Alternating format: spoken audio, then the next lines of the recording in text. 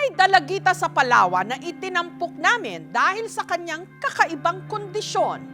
Butot balat kahit pa kinakain niya pati dingding ng kanilang bahay. Pero bagong taon, may bagong pag-asa. Parang dinaanan ng bagyo ang bahay na ito. Nagkalat ang mga piraso ng tela. Ang sahig at sawaling dingding, butas-butas. Pero hindi ito gawa ng anay o insekto o ng malakas at malaking tao. Makain na! Makain na! Makain na! Kundi ng isang butot balat na.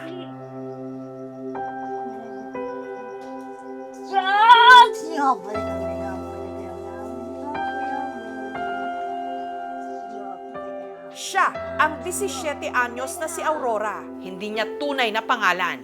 Oh my God! Yeah! Oh my God! Yeah! Kinailangan daw itong gawin. Dahil anuman ang mahawakan ni Aurora, kinakain niya. Kahit saig, kakainin niya. Kahit dingding, kahit damit, kahit kumot, kahit kulambo. Ngat-ngat kay ngat-ngat. Yung mga sahig na po yan, ma'am, natabla, ma'am. Gawa niya po yan, ma'am. Pag nagawala siya, ma'am, pinatuklap niya. Bilang isang magulang, matiis mo ba yan magitang anak mong ganyan? Kulang na ang itali mo yung buong katawan ng bulupot ng tali. Para makita mo na na simple.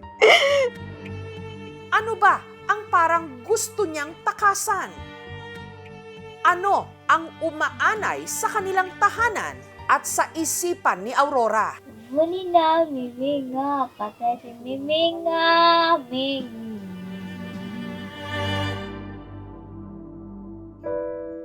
Ang dalaga, taga Rojas sa Palawan.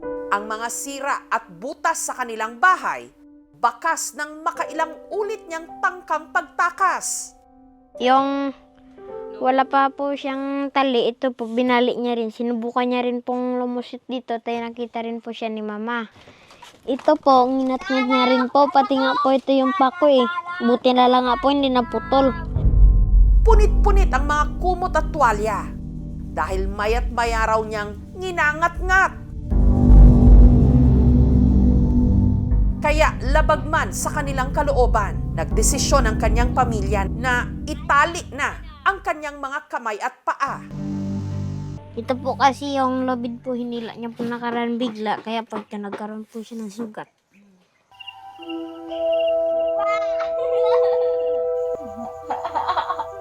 Isang madaling araw, si Aurora nakawala sa pagkakatali.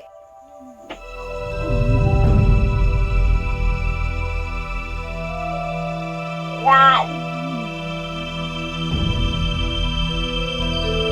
Ang sakong kanyang nadampot, kanyang nginat-ngat.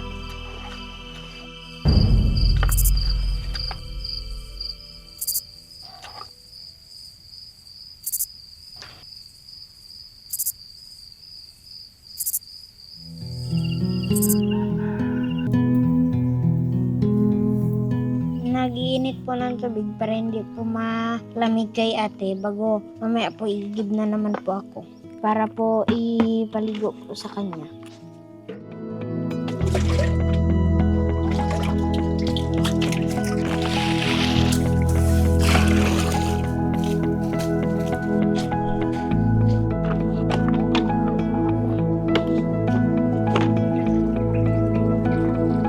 Lagyan ko po ng sabon kasi po para makakuha yung dumi. Ang gamit ni Ethan, sabong panlaba. Teng, tanggalon na natin, Teng. Kuon ko na.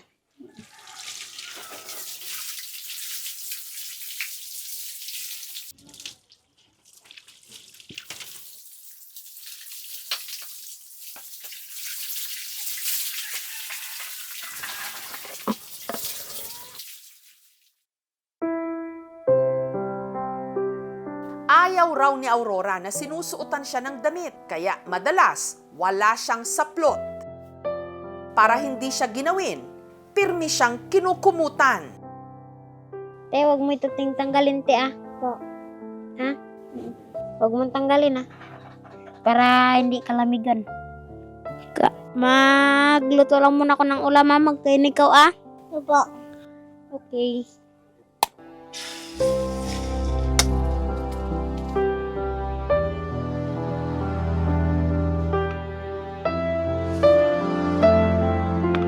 Yung paborito pong ulam ni ate, mga sinabawan po, mga tinola, mga sinigang. Nabusog ka wala? Opo. Hindi pa po ganyan si ate, naglalaro po kami ditong dalawa, nag-iikot-ikotan, naghahabol-habulan po, nagtatago-taguan. Nung umpisa ng ging sakit niya po ako, nagbago na po siya. Masakit po sa akin na yung si ate, hindi makalaro kagaya ng ibang bata. Kaya po yung ate ko po ganyan. Pag nagpakain po ako, sinasabihan ko po siya na magpagaling na siya. Hindi ko na yan po iniisip yung sarili ko, iniisip ko po si ate. Na kung paano siya gumaling. Matapos asikasuhin ng kapatid, tsaka palang naghanda si Ethan papasok ng eskwela. Bye-bye, te. Bye-bye. Inihabilin muna ni Ethan ang kanyang ate sa kanyang nanay Marialyn. Nangkot po ako kasi yung ate ko po hindi nakakapasok sa eskwela. Ako po palagi araw-araw po. Ganun na lang ang pagpupursige ni Ethan na makatapos para maabot ang pangarap niyang maging doktor. Para makatulong din po ako sa maraming tao. Pag gusto ko rin pong pagaling si ate. Ang kalunos-lunos na sitwasyon ni Aurora ipinarating sa aming programa ng midwife mula sa Rural Health Unit ng Rojas na si Rosana. Binisita rin si Aurora ng kanilang health officer.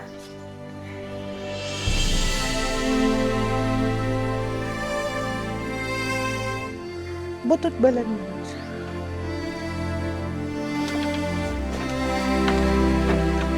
Dapat po isa, dalawa, tatlo.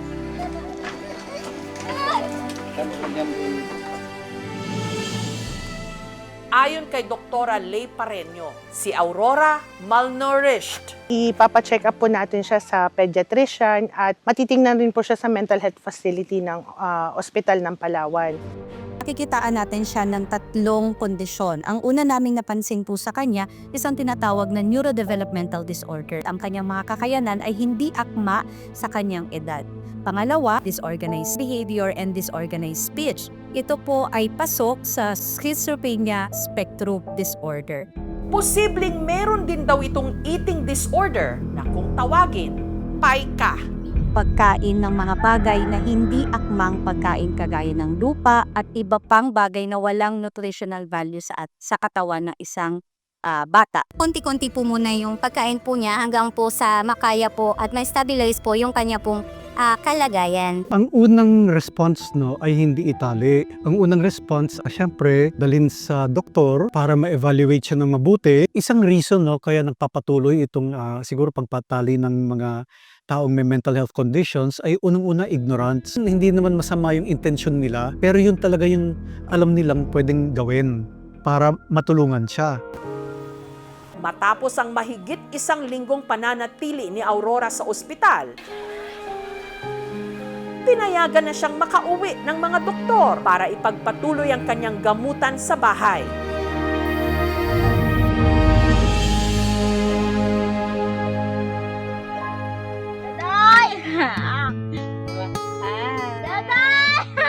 Sa pagkakatampok ng kwento ni Aurora dito sa KMJS, bumuhos sa kanila ang mga tulong. Ito ang kanilang ipinantustos sa kanyang pagpapagamot. Laging pasalamat ko po ma'am sa sa KMJS po. Sa lahat-lahat po ma'am na sumusuporta po sa amin at nagbibigay po ma'am. Nagpapasalamat po talaga ako ma'am. Sobra. Gayunman, may panibagong pagsubok ang kanilang pamilya. Ilang buwan kasi matapos na maere ang kwento ni Aurora, si Ethan habang nag-iigib ng tubig, na aksidente. Nadulas po siya ma'am. Tapos yung kamay niya po napalo sa bato. Kaya naputol po talaga ma'am yung buto. Dinala po namin siya kaagad sa hospital. Ang braso ni Ethan, kinailangang operahan at lagyan ng bakal. 400,000 po ma'am yung nagiging bill po namin ma'am sa ospital. Dahil dito, ang dumating sa kanilang mga donasyon na pampagamot sana ni Aurora, inilaan nila sa hindi inasahang gastos sa ospital ni Ethan. Sakit po sa dibdib na yung hindi po para sa akin ay napupunta sa akin. Kasi po para po sa ate kong PWD yung pera na yun na gamit po sa akin. Maswerte na lang daw at may ilan pa ring donasyon na pumasok na ipinambibili nila ng mga gamot ni Aurora.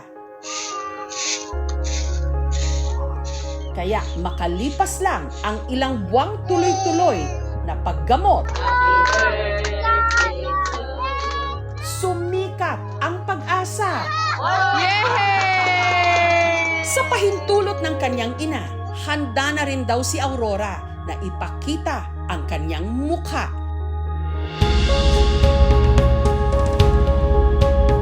At magpakilala sa tunay niyang pangalan. Siya si Helen. Ang dalagang nooy butot balat.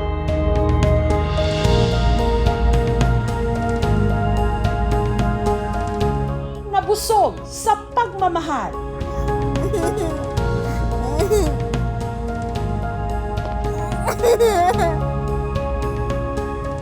Makalipas ang 8 buwan mula sa dating 16.5 kilos niyang timbang, 30 kilos na siya ngayon. Kung dati, itinatali siya sa kanyang kwarto para hindi makatakas, Ulam, kakanin. ngayon, mas lumawak na ang kanyang mundo. Ayusin yung tsinelas ha? Pagkain pa? Oo, magbili tayo pagkain. Lahat na tayo. Malaya na kasi siyang nakakalabas.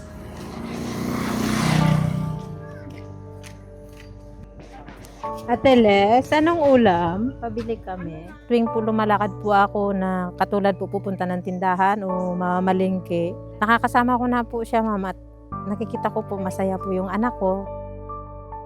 Kung dati, si Ethan ang nag-aalaga sa kanyang ate Helen,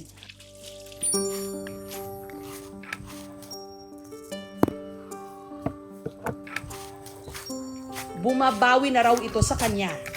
Ang kanya ng ate Helen ang nag-aasikaso sa kanya ngayon.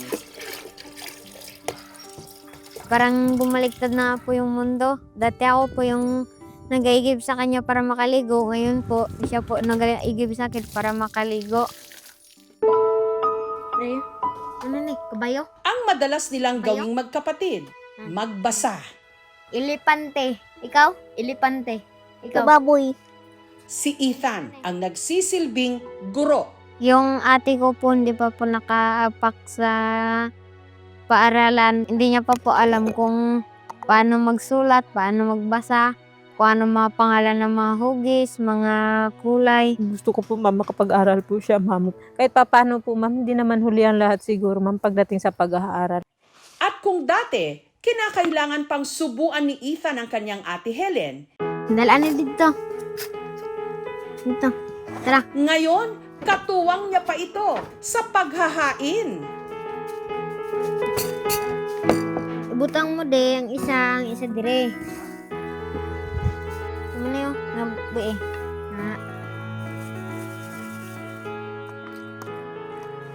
Gusto mo pa kanon? Kanon pa?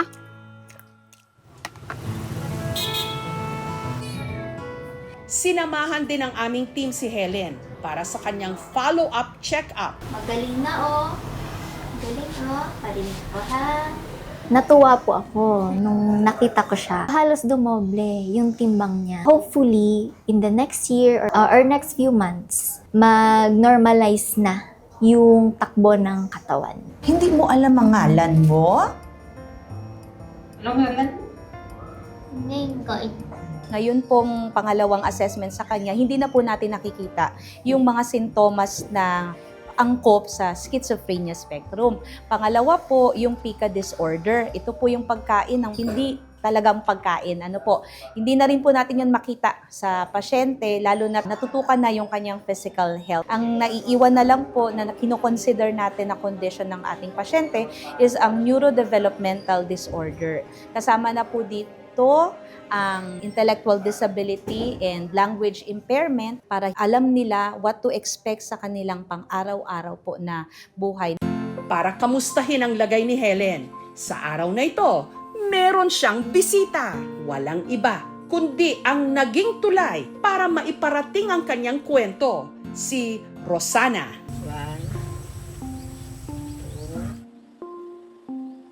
Hi! Sino yan? Kamusta? Ayan, punta mo, dali. Sino Uy, kamusta? Oh, malaki na siya. Mag-bless ka muna. Mag-bless muna. Bless mo na. Tabang mo na, ah. Tatay! Oh, gusto mo? Paborito mo yan, di ba? Na-miss na kita. Ha? Ngayon lang ako nakabalik ulit sa'yo. Kasi nagkasakit din ako. Oh, wala na akong buhok. Oh, nagkasakit si tita. Pagaling ka, ah.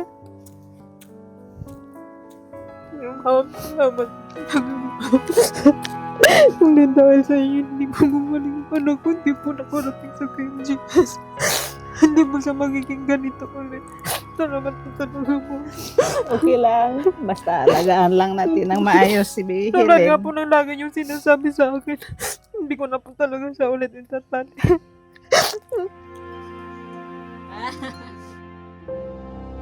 Natatakot pa ako na kung tumanda po kami. Tapos, maiwan po siyang mag-isa.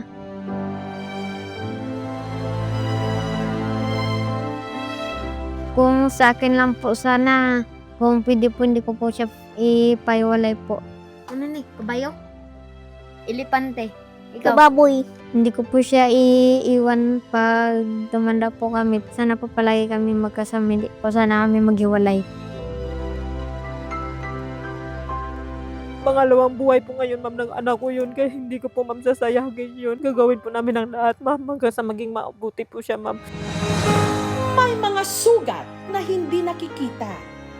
May mga kulungan na hindi bakal, kundi sariling katawan at isipan. Pero sa bawat kamay na handang umalalay, may liwanag na magbubukas tungo sa kalayaan. Thank you for watching, mga kapuso. Kung nagustuhan niyo po ang videong ito, subscribe na sa GMA Public Affairs YouTube channel. And don't forget to hit the bell button for our latest updates.